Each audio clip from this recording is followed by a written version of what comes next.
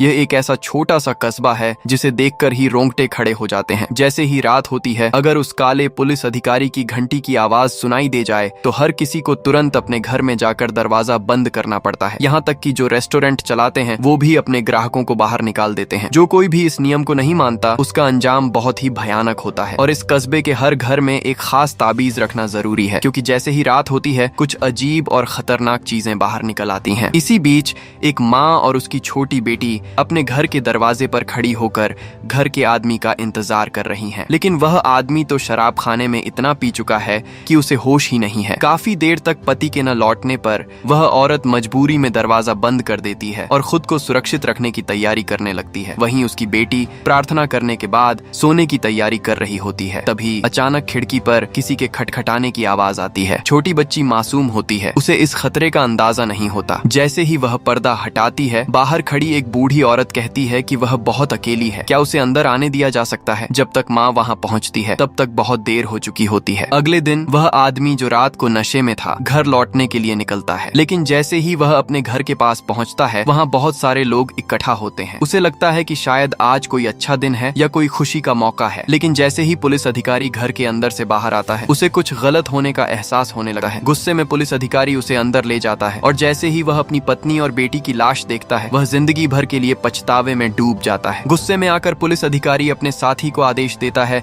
कि उसे तुरंत बंद कर दिया जाए। जब पूरे कस्बे के लोग माँ बेटी के अंतिम संस्कार में शामिल होकर उन्हें श्रद्धांजलि दे रहे होते हैं, तभी अचानक एक गाड़ी कस्बे में आती है और माहौल एकदम से तनावपूर्ण हो जाता है। पुलिस अधिकारी तुरंत सभी लोगों को कुछ निर्देश देता है। दरअसल गाड़ी में बैठा आदमी सिर्फ रास्ता पूछना चाहता था, लेकिन अजीब बात यह है कि वहाँ मौजूद कोई भी उसकी बात का जवाब नहीं देता। तभी पुलिस अधिकारी उसके पास आता है। आदमी बताता है कि उसके फोन में नेटवर्क नहीं है, इसलिए उसे रास्ता समझ नहीं आ रहा। पुलिस अधिकारी उसे एक रास्ता दिखा देता है, लेकिन जैसे ही वह आदमी वहाँ से जाता है पुलिस अधिकारी के चेहरे के हाव भाव अचानक बदल जाते हैं। ऐसी अजीब और डरावनी घटना शायद आपने भी कभी न कभी महसूस की हो। अब एक 4 लोगों का परिवार अपनी बड़ी गाड़ी में छुट्टियां मनाने निकलता है। सब कुछ सही चल रहा होता है, लेकिन अचानक रास्ते में एक बड़ा पेड़ गिरा हुआ मिलता है जो उनका रास्ता रोक देता है। जैसे ही वे लोग गाड़ी से नीचे उतरते हैं उन्हें आसमान में बहुत सारे कौए मंडराते हुए दिखाई देते हैं। यह अजीब नजारा देखकर पूरा परिवार घबरा जाता है और वे तुरंत गाड़ी में बैठकर दूसरा रास्ता लेने का फैसला करते हैं। लेकिन तभी उनका फोन भी काम करना बंद कर देता है और इसी वजह से वे इस रहस्यमयी कस्बे में आ पहुंचते हैं। आदमी फिर से रास्ता पूछने की कोशिश करता है, लेकिन इस बार भी कोई उसकी बात का जवाब नहीं देता। सिर्फ वही रहस्यमयी पुलिस अधिकारी आता है और उन्हें एक रास्ता बता देता है। जब वह आदमी वापस गाड़ी में आता है तो उसकी पत्नी को यहाँ के लोग बहुत अजीब लगते हैं। कुछ ही देर में वे वहाँ से निकल जाते हैं,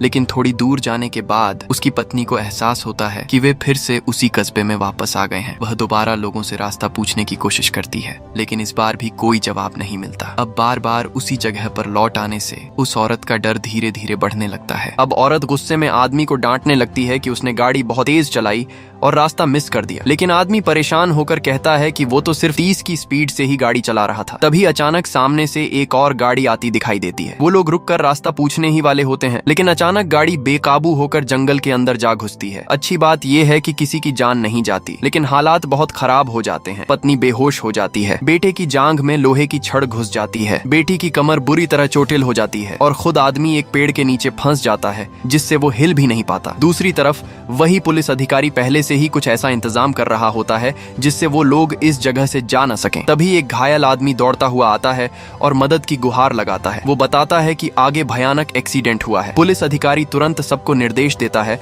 और खुद सबसे पहले वहां पहुंचता है। बाकी लोग भी उसके पीछे पीछे मदद के लिए भागते हैं। जब वे लोग वहां पहुंचते हैं तो काली गाड़ी के अंदर एक आदमी अभी भी जिंदा होता है, लेकिन वो नशे में होता है। इधर इस परिवार की हालत बहुत ही गंभीर होती है। फिर भी सब लोग मिलकर एक एक करके तीनों को बाहर निकाल लेते हैं, लेकिन एक बच्चा बहुत बुरी तरह फंसा होता है। उसे तुरंत बाहर निकालना मुश्किल है और सबसे बड़ा खतरा ये है कि अंधेरा होने में सिर्फ 40 मिनट बचे हैं, क्योंकि जैसे ही रात होती है वो खतरनाक चीजें बाहर आ जाती हैं। सबको पता है कि यहाँ रुकना मतलब अपनी जान खतरे में डालना। फिर भी किसी के पास कोई और रास्ता नहीं होता। आखिर फैसला होता है कि पुलिस अधिकारी और एक नर्स वहीं रुककर बच्चे को बचाने की कोशिश करेंगे और बाकी लोग तीनों घायलों को जल्दी से सुरक्षित जगह पर ले जाएंगे। पुलिस अधिकारी उस आदमी से कहता है कि वो पहले अपनी पत्नी और बेटी को लेकर चला जाए, क्योंकि इस सब को समझा समझाना उसके बस की बात नहीं है। आदमी आधा यकीन और आधा शक के साथ उसकी बात मान लेता है और अपनी पत्नी और बेटी को समझाकर वापस भेज देता है। जैसे ही वो गाड़ी में बैठते हैं, पुलिस अधिकारी घर के दरवाजे खिड़कियां कसकर बंद कर देता है और हर जगह ताबीज टांग देता है। आदमी की आंखों में अब डर साफ दिखाई देने लगता है, लेकिन उसके पास विश्वास करने के अलावा कोई रास्ता नहीं होता। उधर जो लोग घायलों को लेकर जा रहे होते हैं, उनकी गाड़ी के टायर अचानक फट जाते हैं। अब अंधेरा होने ही वाला है और वो खतरनाक चीजें किसी भी पल आ सकती हैं। इसलिए सब लोग तुरंत गाड़ी से उतरते हैं और घायलों को सहारा देकर भागते हुए वापस लौटने लगते हैं। इसी बीच बुरी तरह घायल बच्चा अचानक तड़पने लगा है। पहले से ही डरे हुए माहौल में अब बाहर से डरावनी आवाजें भी सुनाई देने लगी हैं। किसी को नहीं पता कि बाकी लोगों के साथ क्या हो रहा है। अब काली रात में कुछ लोग अपनी जान बचाने के लिए पागलों की तरह भाग रहे होते हैं, क्योंकि इस कस्बे में जैसे ही अंधेरा होता है, कुछ खतरनाक चीजें बाहर निकल आती हैं। जैसे ही उनकी आवाजें घर के अंदर मौजूद लोगों तक पहुंचती हैं, अंदर बैठे लोग घबरा जाते हैं। बाहर खड़े लोग दरवाजे पर बेतहाशा दस्तक देते हैं, अंदर आने की गुहार लगाते हैं, लेकिन कोई दरवाजा नहीं खोलता। और तभी वो खतरनाक चीजें सामने आ जाती हैं। जैसे ही एक लड़की उनके झांसे में आने वाली होती है, तभी एक लड़का गोली चला देता है, लेकिन उन चीजों पर गोली का कोई असर नहीं होता। खुशकिस्मती से उसी वक्त दरवाजा खुल जाता है और सब लोग किसी तरह अंदर घुसकर अपनी जान बचा लेते हैं। लेकिन अंदर आते ही उन्हें तुरंत बांध दिया जाता है, क्योंकि यहाँ के लोग नहीं जानते कि ये नए लोग सच में इंसान हैं या फिर उन्हीं खतरनाक चीजों का रूप। दूसरी तरफ पुलिस अधिकारी और उसके साथी भी अब उन डरावनी चीजों से घिर चुके हैं। ताबीज की वजह से वो चीजें अंदर नहीं आ पा रही हैं, लेकिन फिर भी कोई भी एक पल के लिए भी ढीला नहीं पड़ता, क्योंकि अब वो खतरनाक चीजें उन्हें बहकाने और धोखा देने की कोशिश करने लगती हैं। आखिर में पुलिस अधिकारी उस आदमी को किसी तरह काबू में करता है ताकि वो स्थिति को समझ सके। कुछ देर बाद आदमी धीरे धीरे शांत हो जाता है। अब उसके पास कोई और रास्ता नहीं होता, उसे मजबूरी में इस सच्चाई पर विश्वास करना पड़ता है। तभी पुलिस अधिकारी उसे धीरे धीरे सब कुछ समझाना शुरू करता है। उधर वो खतरनाक चीजें अभी भी गाड़ी के आसपास मंडरा रही होती हैं। इस समय उनके पास बस एक ही रास्ता है, सुबह होने का इंतजार करना। दूसरी तरफ उसकी पत्नी के हाथों की रस्सी खोली जाती है, लेकिन वो घबराकर तुरंत बाहर भागकर अपनी बेटी को ढूंढने जाना चाहती है। दरवाजे पर बंदूक लेकर खड़े आदमी को देखकर वो मजबूरी में वापस बैठ जाती है। वहाँ मौजूद एक जिम्मेदार व्यक्ति उसे समझाता है कि उसकी बेटी को कोई नुकसान नहीं पहुंचाएगा, क्योंकि ये खतरनाक चीजें अक्सर लोगों को धोखा देने के लिए उनके जान पहचान वालों का रूप धारण कर लेती हैं और फिर हमला करती हैं। इसी वजह से यहाँ के लोग हर नए इंसान पर शक करते हैं। वो उसे बताता है कि इस कस्बे में मौजूद हर इंसान ठीक उसी तरह यहाँ पहुंचा है जैसे वो पहुंची है। इसलिए वो कहता है कि पहले ये रात सुरक्षित निकालो, फिर धीरे धीरे सब कुछ समझ में आ जाएगा। लेकिन इसी बीच एक और डरावनी घटना घटी है। वहीं दूसरी तरफ एक लड़की जो एक घायल आदमी की देखभाल कर रही होती है, अचानक उसका व्यवहार अजीब हो जाता है, जैसे उस पर किसी का कब्जा हो गया हो। कुछ ही मिनट पहले वो आदमी को दिलासा दे रही थी कि ये उसकी गलती नहीं है, और अगले ही पल वो उसी आदमी की हत्या कर देती है। इतना ही नहीं, वो कमरे का दरवाजा भी खोल देती है। एक नर्स जब वहाँ पहुँचती है तो ये भयानक नजारा देखकर सन्न रह जाती है। वो भागने की कोशिश करती है, लेकिन तब तक वो खतरनाक चीजें उसके सामने आ चुकी होती हैं। वो लड़की जो अभी कुछ देर पहले मरीज को संभाल रही थी, अब खुद ही उसकी जान ले चुकी थी। जब वो घर वापस आती है तो अपने ऊपर लगे इस पाप को धोने की कोशिश करती है, लेकिन सच्चाई ये है कि उसका मन अब उन खतरनाक चीजों के काबू में आ चुका है। और सबसे डरावनी बात, पूरा कस्बा अभी तक इस सच्चाई से अनजान है। दूसरी तरफ वही जिम्मेदार व्यक्ति उस औरत को इस कस्बे की पूरी सच्चाई बताता है। वो बताता है कि जो भी इंसान इस कस्बे में आता है वो पहले एक ऐसी सड़क से गुजरता है जहाँ एक बड़ा पेड़ रास्ता रोककर गिरा होता है। उसके बाद आसमान में बहुत सारे कौए दिखाई देते हैं, और चाहे तुम कितनी भी दूर गाड़ी चलाओ, तुम बार बार उसी जगह घूमकर वापस आ जाते हो और आखिर में तुम इसी कस्बे में पहुंच जाते हो। वो बताता है कि वो और उसकी बहन भी इसी तरह यहाँ पहुंचे थे, लेकिन उसकी बहन को इन खतरनाक चीजों पर विश्वास नहीं था और इसी वजह से उन चीजों ने उसे बेरहमी से मार डाला। ये सब सुनकर वो औरत पूरी तरह डर से कांप उठती है। किसी तरह ये लंबी और खतरनाक रात गुजरती है और सुबह होते ही पूरा परिवार एक दूसरे से मिल पाता है। लेकिन जब सब लोग वापस कस्बे में आते हैं तो उन्हें पता चलता है कि अस्पताल का दरवाजा खुला हुआ है। ये देखकर पुलिस अधिकारी का साथी तुरंत समझ जाता है कि कुछ बहुत बुरा हुआ है। उसे अंदाजा हो जाता है कि उसका पिता अब जिंदा नहीं होगा, और सच में उसका पिता उन खतरनाक चीजों द्वारा बेरहमी से मार दिया जाता है। असल में ये सब उस लड़की की वजह से हुआ था जो रात में उनके काबू में आ गई थी और दरवाजा बंद करना भूल गई। लेकिन इस सच्चाई के बारे में किसी को कुछ पता नहीं होता। उधर पुलिस अधिकारी का साथी इस पूरी घटना के लिए उस नए परिवार को जिम्मेदार मानने लगता है और उनके खिलाफ नफरत पाल लेता है। पुलिस अधिकारी अपने हाथ में पकड़ी चीज को देखता है जैसे वो कुछ बड़ा फैसला लेने की सोच रहा हो। वापस जाकर वो मजबूरी में उस दीवार पर लिखे 96 दिनों की शांति के रिकॉर्ड को मिटा देता है। अब ये साफ हो चुका है कि इस कस्बे की शांति खत्म हो चुकी है। धीरे धीरे वो 4 लोगों का परिवार भी इस अजीब और खतरनाक जगह के माहौल को स्वीकार करने लगता है। लेकिन फिर भी एक अजीब बात सामने आती है। जब छोटा बच्चा अकेले खिड़की के बाहर देखता है तो कुछ ऐसा दिखता है जो बाकी किसी को नजर नहीं आता। वो छोटा बच्चा जब भी खिड़की खिड़की से बाहर देखता है उसे हमेशा एक और छोटा बच्चा दिखाई देता है जो उसे हाथ हिलाकर बुलाता है। लेकिन सबसे डरावनी बात यह है कि इस पूरे कस्बे में जो बच्चा अभी मरा है उसके अलावा कोई और बच्चा है ही नहीं। फिर भी वो बच्चा बार बार दिखाई देता है। अब ये छोटा लड़का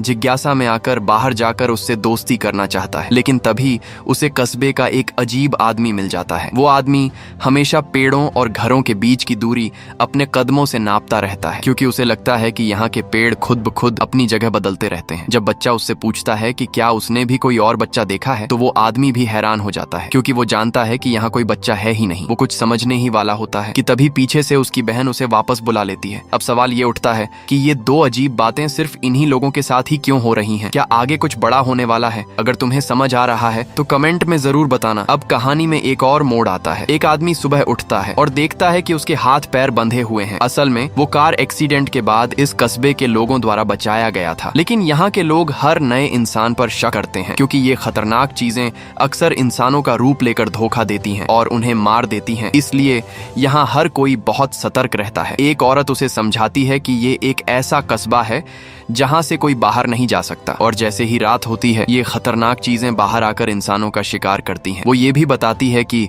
उसके दोस्त की मौत भी इन्हीं के हाथों हुई है। ये सब सुनकर आदमी डर तो जाता है, लेकिन उसे लगता है कि ये सब कोई नाटक है या फिर कोई खेल चल रहा है। इसलिए वो अचानक बाहर भागा है और रास्ते में खड़ी एक साइकिल उठाकर खुद ही सच्चाई ढूंढने निकल पड़ता है। वो एक रेस्टोरेंट में जाकर बिना लाइन के खाना खाने लगता है। उसे लगता है कि उसने बहुत पैसे दिए होंगे तभी उसे ये सब मिल रहा है, लेकिन तभी एक बुजुर्ग औरत उसे डांट देती है और उसे उसकी औकात दिखा देती है। दूसरी तरफ एक पादरी नए आए हुए पति पत्नी को इस जगह के बारे में समझा रहा होता है। वो उन्हें बताता है कि रात में हमेशा दरवाजे और खिड़कियां बंद रखना, क्योंकि ये खतरनाक चीजें तुम्हें बहकाकर अंदर आने की कोशिश करेंगी, और खासकर बच्चे बहुत जल्दी इनके झांसे में आ जाते हैं। फिर वो उन्हें एक घर दिखाने ले जाता है जहाँ वो एक असली उदाहरण देता है। वो बताता है कि इस घर का मालिक लापरवाह था और शराब के नशे में नियमों का पालन नहीं कर पाया, जिसकी वजह से उसकी पत्नी और बच्ची की मौत हो गई। ये सब देखकर वो औरत बहुत घबरा जाती है और विरोध करने लगती है, लेकिन उसका पति उसे समझाता है कि अगर वे नियमों का पालन करेंगे तो उनके साथ कुछ भी बुरा नहीं होगा। अब उन्हें भी समझ आ जाता है कि उनके पास कोई और रास्ता नहीं है। उधर वही नशे में रहने वाला आदमी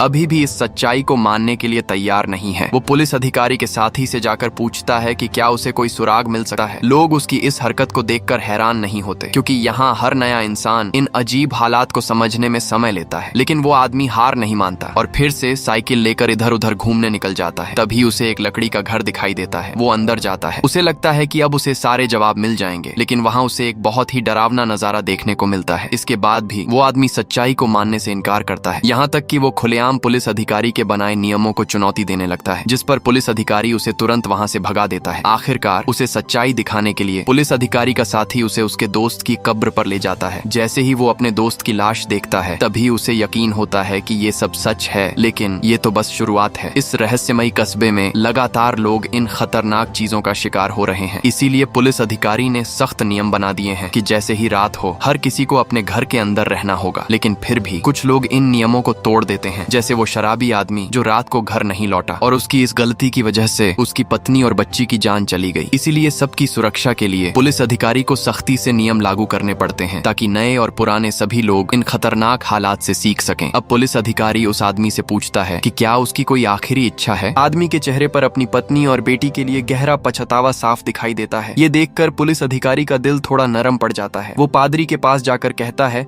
कि उस आदमी को एक और मौका दिया जाए, आखिरकार वो भी एक इंसान है। लेकिन पादरी साफ कह देता है कि यहाँ सब कुछ नियमों के हिसाब से ही चलेगा। पादरी साफ कह देता है कि अगर इस बार नियम तोड़े गए तो फिर कोई भी इन नियमों का पालन नहीं करेगा, और ऐसे में यहाँ से जिंदा निकल पाना लगभग नामुमकिन हो जाएगा। पुलिस अधिकारी मजबूरी में उस लोहे के बंद कमरे, टिन वाले कमरे की तरफ जाता है, जहाँ इंसान को बैठकर अपनी मौत का इंतजार करना पड़ता है। वो खुद उस डर को महसूस करता है और उसका दिल अंदर से कांप उठता है, लेकिन उसका दिल अभी भी जिंदा होता है। इसलिए वो चुपके से उस आदमी को एक ताबीज दे देता है ताकि वो वहाँ से भाग सके और शायद उसकी जान बच जाए। वो इससे ज्यादा कुछ नहीं कर सकता। इसके बाद पुलिस अधिकारी सब लोगों को फिर से इकट्ठा करता है और नए आए लोगों के रहने का फैसला करवाता है। यहाँ दो तरह के चुनाव होते हैं। जो पत्थर चुनते हैं वो हर हाल में यहाँ से निकलने का रास्ता ढूंढते रहते हैं, और जो फूल चुनते हैं वो बस साथ मिलकर रहना चाहते हैं और अभी की जिंदगी जीते हैं। उस नए परिवार में बेटी फूल चुनती है और सबके साथ रहने चली जाती है। माँ बाप बहुत परेशान होते हैं, लेकिन यहाँ एक बार जो फैसला ले लिया उसे बदला नहीं जा सकता। बाकी लोग पत्थर चुनते हैं। तभी पुलिस अधिकारी कुछ इंसानियत भरी बातें कहने ही वाला होता है कि वही पछतावा करने वाला आदमी बीच में आ जाता है। वो खुद आगे बढ़कर कहता है कि वो सजा को स्वीकार करता है। अब उसके पास जीने की कोई चाह नहीं बची और उसे समझ आ चुका है कि अगर एक को सजा देकर बाकी लोगों को सबक मिलेगा तभी शायद सब यहाँ से जिंदा निकल पाएंगे। रात होते ही पूरा कस्बा इकट्ठा हो जाता है। सब उस आदमी को उस सज्जा वाले कमरे में जाते हुए देखते हैं। कुछ लोग तो खुशी भी मना रहे होते हैं क्योंकि उन्हें लगता है कि अब सब सुरक्षित हैं। लेकिन उस कमरे के अंदर वो आदमी डर के साथ देख रहा होता है कि वो खतरनाक चीजें धीरे धीरे उसकी तरफ बढ़ रही हैं। सिर्फ पुलिस अधिकारी ही है जो ये सब देखकर भी सहन नहीं कर पाता और खिड़की खोलकर अंदर झांकता है। अब सवाल ये है, आगे इस कस्बे में क्या होने वाला है? ये खतरनाक चीजें आखिर आई कहां से हैं और क्या ये लोग कभी यहाँ से निकल पाएंगे? अगर जानना है तो आगे की कहानी जरूर देखना। अब कहानी एक और रहस्यमयी मोड़ लेती है। एक छोटा लड़का अचानक खुद को उसी डरावने कस्बे में पाता है और सामने का नजारा देखकर डर से कांप उठता है। चारों तरफ मरे हुए लोग पड़े होते हैं। सिर्फ एक छोटा कुत्ता और सफेद कपड़े पहना एक लड़का ही जिंदा दिखाई देता है। वो बच्चा घबराकर उनके पीछे पीछे चलता है और उस सफेद कपड़े वाले लड़के से बात करने की कोशिश करता है, लेकिन अचानक वो लड़का उसकी आंखों के सामने गायब हो जाता है। ये देखकर वो बच्चा बुरी तरह डर जाता है। समय बीता है, कई साल गुजर जाते हैं। अब वो बच्चा बड़ा होकर एक आदमी बन चुका है, लेकिन उस दिन की वो अजीब घटना आज तक एक रहस्य बनी हुई है। असल में वो आदमी इस कस्बे में आने वालों में सबसे पहला इंसान था। इतने सालों में कोई भी यहाँ से निकलने का रास्ता नहीं ढूंढ पाया, लेकिन जैसे ही जिम का परिवार इस कस्बे में आता है वो आदमी फिर से उसी सफेद कपड़े वाले बच्चे को देखता है। अब उसे लगने लगता है कि कुछ बड़ा होने वाला है, क्योंकि इतने सालों में वो बच्चा फिर कभी दिखाई नहीं दिया था। दूसरी तरफ एक आदमी अपने बेटे को लेकर कस्बे के रेस्टोरेंट में नाश्ता करने जाता है। जैसे ही जिम वॉशरूम में जाता है वही अजीब आदमी बच्चे के पास आता है और उसे एक कागज दिखाता है जिसमें उसने उस सफेद कपड़े वाले लड़के की तस्वीर बनाई होती है। वो पूछता है, क्या तुमने भी यही लड़का देखा है? बच्चा हाँ कह देता है। अब उस आदमी को यकीन हो जाता है कि उसकी सोच सही थी। वो कहता है, जैसे ही ये सफेद कपड़े वाला लड़का दिखता है इस कस्बे में और भी भयानक घटनाएं होने लगती हैं। तभी जिम वापस आता है और उस आदमी को अपने बेटे के पास देखकर गुस्सा हो जाता है। वो तुरंत उसे पकड़कर दूर कर देता है और कहता है कि उसके बेटे से दूर रहे। ये देखकर बच्चा भी हैरान रह जाता है क्योंकि उसे अभी तक इस कस्बे की सच्चाई का अंदाजा नहीं है। घर लौटने के बाद बच्चा कहता है कि वो थोड़ी देर अकेले रहना चाहता है, लेकिन कुछ ही देर में वही अजीब आदमी पीछे के दरवाजे से फिर आ जाता है और बच्चे को अपने साथ चलने के लिए कहता है। वो कहता है कि हमें उस सफेद कपड़े वाले लड़के को ढूंढना होगा क्योंकि उसी से पता चल सकता है कि वो वापस क्यों आया है। वो ये भी बताता है कि सिर्फ वही लोग उसे देख सकते हैं जिन्हें वो खुद चुनता है। दोनों जंगल में जाते हैं और कुछ ही देर बाद उन्हें फिर से वही सफेद कपड़े वाला लड़का दिखाई देता है, लेकिन जैसे ही वे उसके पीछे जाते हैं वो फिर से गायब हो जाता है। तभी उस आदमी को एक अजीब सा पेड़ दिखाई देता है। वो एक पत्थर उठाकर उस पर निशान बनाता है और उसे पेड़ के अंदर डाल देता है। कुछ ही पल बाद वही पत्थर कहीं और से नीचे गिर जाता है। अब उसे समझ आता है कि इस जंगल के पेड़ों के अंदर जो सुराख हैं वो किसी भी चीज को एक जगह से दूसरी जगह पहुंचा सकते हैं। वो अजीब आदमी जो पेड़ों के बारे में जानता था असल में उस रहस्य को सिर्फ वही जानता था। यही वजह है कि लोग अलग अलग जगहों से अचानक इस कस्बे में आ जाते हैं। जब वो ये राज उस बच्चे को बताता है तभी उस पेड़ के अंदर से एक डरावनी आवाज आती है और वो आदमी अचानक दर्द से तड़पने लगता है। उसे समझ आ जाता है कि अब खतरा आने वाला है। वो तुरंत वहाँ से निकलने के लिए कहता है। उसी समय जिम और उसकी पत्नी भी अपने बेटे को ढूंढते हुए वहाँ पहुँच जाते हैं, लेकिन तभी वे देखते हैं कि जंगल में दो कुत्ते खड़े हैं, जबकि इस कस्बे में कभी कोई कुत्ता नहीं दिखा था। खुशकिस्मती से वो अजीब आदमी गोली चलाकर उन्हें भगा देता है। वापस आने के बाद वो अपनी पुरानी बनाई हुई तस्वीरें निकालता है और जब उन्हें जोड़कर देखता है तो उसका शक सच साबित हो जाता है। उसके चेहरे पर डर साफ दिखने लगता है। उधर रेस्टोरेंट में काम करने वाली लड़की के हाथ पर अचानक एक अजीब निशान बन जाता है। इसी बीच वही अजीब आदमी अचानक कई गड्ढे खोदने लगता है। ये देखकर ऊपर रहने वाले सभी लोग डर जाते हैं और उससे पूछते हैं कि वो ये क्या कर रहा है। वो बस इतना कहता है कि वो आने वाले खतरे के लिए तैयारी कर रहा है क्योंकि किसी को नहीं पता आगे क्या होने वाला है। दूसरी तरफ जिम और उसकी पत्नी को अभी तक ये अंदाजा भी नहीं है कि खतरा उनके बेटे के बहुत करीब पहुंच चुका है। कुछ ही देर बाद लड़की के हाथ का वो निशान गायब हो जाता है। वो जैसे ही होश में आती है कुछ कदम चलती है और अचानक जमीन पर गिरकर तड़पने लगती है। असल में वो लड़की इस कस्बे की एकमात्र ऐसी इंसान है जिसे वो खतरनाक चीजें अपने काबू में कर सकती है, लेकिन अभी तक इस बात को कोई नहीं जानता। समय रहते उसे बचा लिया जाता है और उसकी जान बच जाती है, लेकिन पुलिस अधिकारी को उसके व्यवहार में कुछ अजीब लगता है। उसे शक होता है कि ये सब कस्बे की उन्हीं रहस्यमयी घटनाओं से जुड़ा हुआ है। डॉक्टर उसे समझाती है कि ये सब सामान्य है, लेकिन अगली सुबह वही लड़की एक चाकू लेकर उस लड़के के घर के बाहर पहुंच जाती है। इस बार वो किसी खतरनाक इरादे से आई होती है। माँ बाप को अभी भी इस खतरे का अंदाजा अंदाजा नहीं होता। उधर लड़की का भाई उसे ढूंढते हुए आता है, लेकिन वो कहीं नहीं मिलती। असल में वही भाई इस राज को जानता है कि उसकी बहन के साथ क्या हो रहा है, इसलिए वो तुरंत पादरी के पास जाकर सब कुछ बता देता है। पादरी ये सुनकर समझ जाता है कि हालात बहुत खराब हो सकते हैं। इधर लड़की चालाकी से लड़के की माँ को कमरे के अंदर ले जाती है और उसे धक्का देकर अंदर बंद कर देती है। वो कहती है कि वो ये सब सबकी भलाई के लिए कर रही है और बार बार माफी भी मांगती रहती है। फिर वो बाहर आकर चाकू लेकर लड़के के पास जाती है। लड़के को अब कुछ गड़बड़ लगने लगता है क्योंकि उसकी माँ बाहर नहीं आती। लड़की रोते हुए कहती है कि वो जो कर रही है वो सबको बचाने के लिए कर रही है, और जैसे ही वो लड़के को उठाकर हमला करने वाली होती है तभी उसका भाई वहाँ पहुँच जाता है और उसे रोकने की कोशिश करता है। उसी वक्त लड़का भी हिम्मत दिखाकर उसे लात मारता है और खुद को छुड़ा लेता है। भाई तुरंत आगे बढ़कर उसे पकड़ लेता है, लेकिन अचानक लड़की पलट कर उसके गले पर वार कर देती है। कुछ ही पल बाद उसे एहसास होता है कि उसने अपने ही भाई को घायल कर दिया है। तभी पादरी भी वहाँ पहुँच जाता है। लड़की डर से उसकी तरफ देखने लगती है, लेकिन तब तक उसका भाई बेहोश हो चुका होता है। जब पुलिस अधिकारी वहाँ पहुँचता है तब तक लड़की भाग चुकी होती है। पादरी चुपचाप जंगल से वापस लौटता है। उसके चेहरे पर गहरी चिंता साफ दिखाई देती है। जिम गुस्से में पुलिस अधिकारी और पादरी के पास आता है और उस लड़की को ढूंढने की मांग करता है जिसने उसके परिवार पर हमला किया। पादरी हिचकिचाते हुए कहता है कि वो जंगल में भाग गई है। दोनों उसे भरोसा दिलाते हैं कि अगर वो मिली तो उसके साथ सख्त कार्रवाई होगी, लेकिन जिम गुस्से में चिल्लाता है, क्या यही तुम्हारा परिवार है? दोनों के पास कोई जवाब नहीं होता। उधर पुलिस अधिकारी अपराध बोध में डॉक्टर के पास जाता है और उसे दिलासा देता है कि ये उसकी गलती नहीं है। तभी अचानक उसे कुछ अजीब सी आवाज सुनाई देती है। दूसरी तरफ एक आदमी खराब प्लग ठीक करने की कोशिश करता है, लेकिन हैरानी की बात ये होती है कि उस प्लग में तांबे की तार ही नहीं होती और उससे जुड़ी बिजली की तारों में भी कोई तार नहीं होता, फिर भी बल्ब जल रहा होता है। यही है इस कस्बे का सबसे बड़ा और डरावना रहस्य, जहाँ हर चीज सामान्य दिखते हुए भी पूरी तरह असामान्य है। अब पति पत्नी अभी भी इस अजीब बात को समझ ही रहे होते हैं कि तभी कस्बे का एक आदमी ढेर सारी तारें लेकर अंदर घुस आता है। वो बताता है कि उसने भी इस रहस्य को नोटिस किया है और अगर इस कस्बे से बाहर निकलना है तो अभी भी एक आखिरी रास्ता बचा है। वो कहता है हमें एक सिग्नल टावर बनाना होगा ताकि बाहर की दुनिया से संपर्क किया जा सके, इस उम्मीद में कि शायद अब बचने का रास्ता मिल जाए। दोनों लोग सारा सामान लेकर कस्बे के सबसे ऊंचे पेड़ के पास पहुंचते हैं। जल्दी जल्दी काम शुरू होता है। जिम पेड़ की सबसे ऊंची शाखा पर एंटीना लगा देता है और वो शराबी आदमी नीचे खड़े होकर तार जोड़ने लगता है, लेकिन तभी कुछ बहुत अजीब होता है। जैसे ही वो ऊपर देखता है पेड़ के तने से अजीब अजीब शाखाएं निकलने लगती हैं। वो अपने हाथ में उन शाखाओं को देखकर डर जाता है और जैसे ही वो ऊपर नजर उठाता है उसे पेड़ पर कुछ लटकता हुआ दिखाई देता है। साथ ही पेड़ पर एक अजीब सा निशान भी बना होता है। अब उसका डर और बढ़ जाता है। वो पीछे मुड़ता है और अचानक कोई आदमी उस पर गोली चला देता है। वो घबराकर जान बचाने के लिए भागने लगता है। पीछे से फिर गोली चलती है और डर के मारे वो जमीन पर गिर जाता है। तभी वो आदमी उसके पास आता है और उस पर हमला करने लगता है, लेकिन जैसे ही वो दूसरी बार वार करने वाला होता है जिम की आवाज सुनकर वो होश में आता है। तब उसे समझ आता है कि ये सब सिर्फ एक भयानक भ्रम, इल्यूजन था। पेड़ को छूते ही उसे ये सब दिखाई दिया था। डर के मारे वो तुरंत वहाँ से भाग जाता है। कुछ देर बाद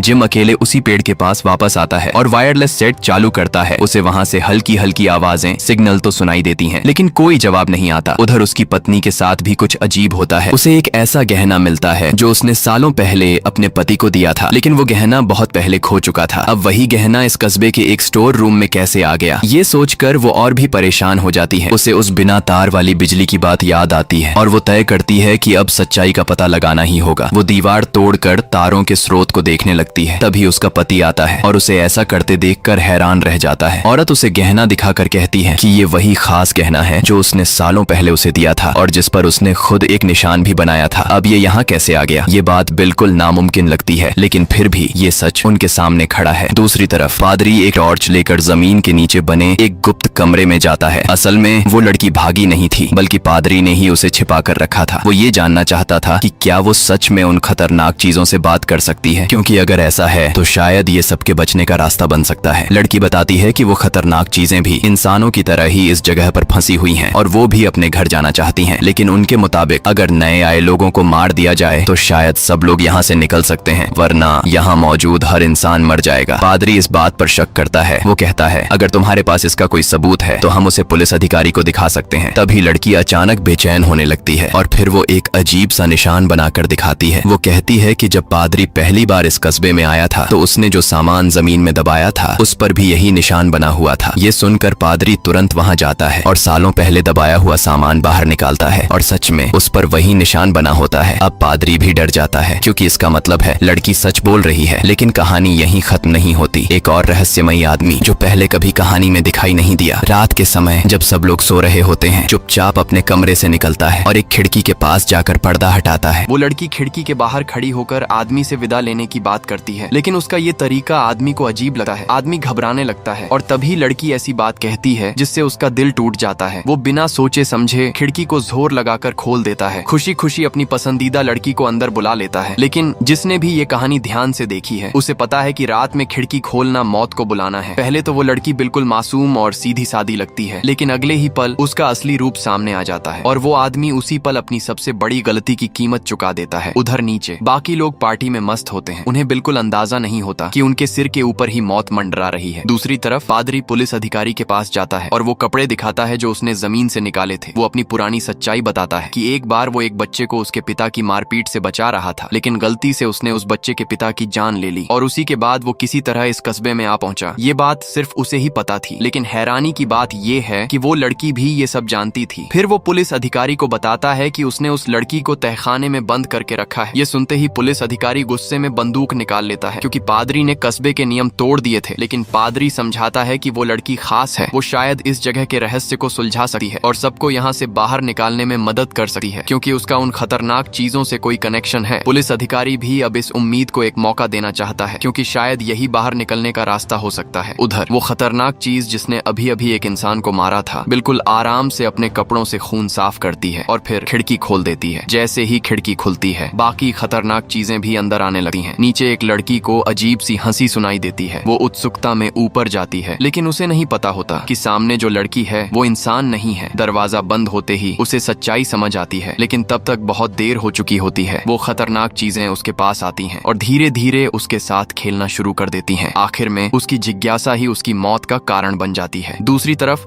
वो शराबी आदमी लगातार खोज करता रहता है और आखिरकार उसे एक पुरानी किताब में एक तस्वीर मिलती है। उस तस्वीर में जो इंसान होता है वो कोई और नहीं बल्कि उसी अजीब आदमी का बचपन का रूप होता है। अब ये सब किस ओर इशारा कर रहा है? ये अभी भी एक रहस्य बना हुआ है, लेकिन उस अजीब आदमी को अब महसूस होने लगता है कि कुछ बड़ा होने वाला है। उधर एक आदमी आराम से बैठकर शराब पी रहा होता है, तभी उसके ऊपर से कुछ टपकता है। वो ऊपर देखता है और देखता है कि एक खतरनाक चीज छत पर मौजूद है। तभी अचानक चीखों की आवाज गूंजती है और पूरा कस्बा अफरा तफरी में बदल जाता है। हर तरफ भगदड़ मच जाती है। आज की रात बहुत खतरनाक होने वाली है। एक लड़की अपने प्रेमी को ढूंढने निकलती है, लेकिन सामने ही वो खतरनाक चीजें आ जाती हैं। उधर वो अजीब आदमी नीचे की चीखें सुनकर समझ जाता है कि हालात बिगड़ चुके हैं। वो तुरंत रस्सी निकालकर खिड़की से नीचे उतरने की तैयारी करता है। उसके साथ खड़ी लड़की घबराकर बार बार पूछती है कि क्या हो रहा है, लेकिन वो बिना कुछ समझाए उसके गले में रस्सी डालकर कहता है कि उसे उस पर भरोसा करना होगा। दूसरी तरफ एक महिला लीडर लोगों को सुरक्षित बाहर निकालने की कोशिश कर रही होती है। तभी कोई आकर पूछता है कि अभी तक पुलिस अधिकारी का बेटा और जूली नहीं मिले हैं। वो खुद अंदर जाकर उन्हें ढूंढना चाहती है, लेकिन दूसरी लड़की उसे रोकती है और कहती है कि वो लोगों को सुरक्षित बाहर ले जाए। इस बीच बाहर का माहौल पूरी तरह बेकाबू हो चुका होता है और जब वो अजीब आदमी नीचे उतरता है तो उसे फिर से वही सफेद कपड़ों वाला लड़का दिखाई देता है जो जंगल की तरफ जा रहा होता है। ऐसा लगता है जैसे वो किसी रास्ते की ओर इशारा कर रहा हो। दोनों लोग उस सफेद कपड़ों वाले बच्चे के पीछे पीछे जंगल में भागते हैं, क्योंकि अब तक सभी खतरनाक चीजें बाहर आ चुकी होती हैं। उधर पुलिस अधिकारी का बेटा अभी भी अंदर फंसा हुआ है। वो एक कमरे में बंद है और चारों तरफ से खतरनाक चीजें धीरे धीरे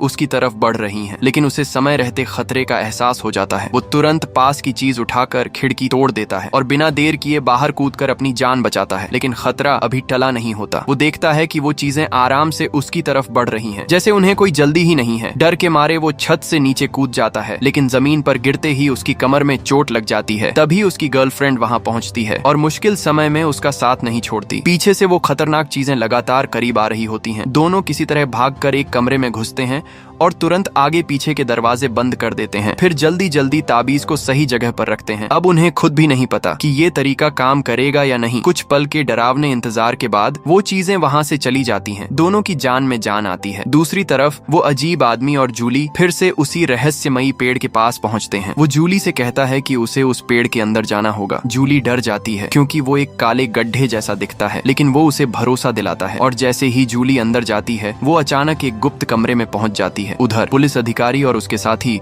अभी भी इस बात पर चर्चा कर रहे होते हैं कि सबको यहाँ से कैसे निकाला जाए। तभी बाहर से लाउडस्पीकर की आवाज आती है। दोनों तुरंत समझ जाते हैं कि उस तरफ खतरा पहुंच चुका है और सबसे बड़ी चिंता ये होती है कि उनका बेटा अभी तक लापता है। लेकिन इस समय उनके पास सोचने का वक्त नहीं होता, उन्हें तुरंत लोगों की जान बचानी होती है। इसी बीच पादरी धीरे धीरे चलते हुए आ रहा होता है। तभी अचानक पीछे से एक खतरनाक चीज उसे जोर से मारती है। वो जोरदार थप्पड़ उसके चेहरे पर पड़ता है। पुलिस अधिकारी तुरंत गोली चलाकर उसे बचाता है और दोनों किसी तरह एक कमरे में घुस जाते हैं। लेकिन वो एक वार बहुत भारी पड़ता है। पादरी की गर्दन की नस कट जाती है। उसके चेहरे पर दर्द और पछतावा साफ दिख रहा होता है और कुछ ही पलों में वो इस दुनिया को अलविदा कह देता है। अब सवाल और भी गहरे हो गए हैं। क्या जूली उस रहस्यमयी जगह से बाहर निकल पाएगी? क्या वो सफेद कपड़ों वाला बच्चा सच में रास्ता दिखा रहा है? और क्या इस कस्बे के लोग कभी यहाँ से जिंदा बचकर निकल पाएंगे? ये सब जानने के लिए अगले भाग का इंतजार करो।